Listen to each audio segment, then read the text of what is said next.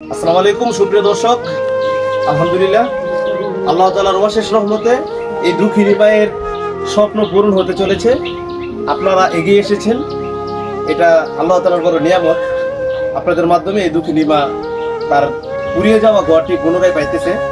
তো আমরা আলহামদুলিল্লাহ মাপ জুট নিয়েছি, অল্প এই 2-1 দিনের ভিতরে আমরা ইনশাল্লাহ মালামাল কিনবো এবং ওনার জন্য বিভিন্ন বাজার সদাইও নিয়ে আসছি।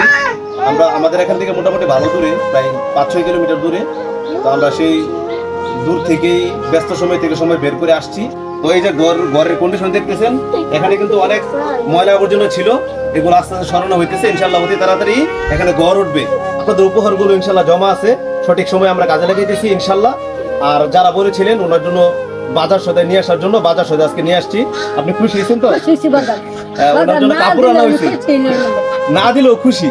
ওনার ঘরটা প্রয়োজন, ওনার দরকার হয়েছে ঘর এখন, কারণ বৃষ্টিতে ভিজে রোদে পুড়ে আইসা যে একটা সুন্দর একটা পরিবেশে একটু বিশ্রাম নিবে সে সুযোগটা হচ্ছে না, ওনার ঘরে থাকে।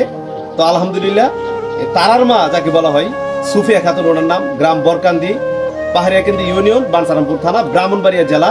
ওনার ঠিকানাটাও দিয়ে দিলাম। আপনার স্বামীর নাম হানিফ ভুইয়া, মৃত। তো ইনশাল্লাহ আপনারা সবাই দোয়া করবেন এই দুঃখিনী মায়ের জন্য, যেন অতি তাড়াতাড়ি ঘরটা আমরা বাঁধতে পারি।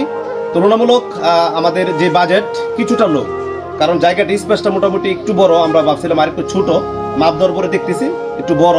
তো ইনশাল্লাহ আপনারা যারা যারা শরিক হয়েছেন কিংবা শরিক হবেন, মা আপনাদের জন্য হাত তুলে আল্লাহ তাআলার কাছে নামাজ পড়ে দোয়া করতেছে, দোয়া করবে। আপনাদের এই ঋণ উনি কখনো ভুলবে না। পাশাপাশি জানিয়ে রাখছি, আজকে আমরা যারা যারা আসছি, ক্যামেরাম্যান বাসির ভাই, তারপরে আমাদের মাদ্রাসা সলিমগঞ্জ তালিমুসুল্লাহ মহিলা মাদ্রাসার মুহতামিম সাহেবকে নিয়ে আসছি, সেই সাথে আনোয়ার ভাইকে আমরা মিস করতেছি। আনোয়ার ভাই বিশেষ কারণে আসতে পারে নাই, যারা মূলত আমরা এই উদ্যোগটা নিয়েছিলাম। সেই সাথে সলিমগঞ্জ জনকল্যাণ সংগঠনের কর্মী যারা আছেন, সদস্য যারা আছেন, সবার প্রতি অনেক অনেক দোয়া রইল। এই দুঃখিনী মায়ের জন্য এই সংগঠনের পক্ষ থেকে প্রতি মাসে ওনার জন্য খাবারের খরচ ওনারা বহন করবে।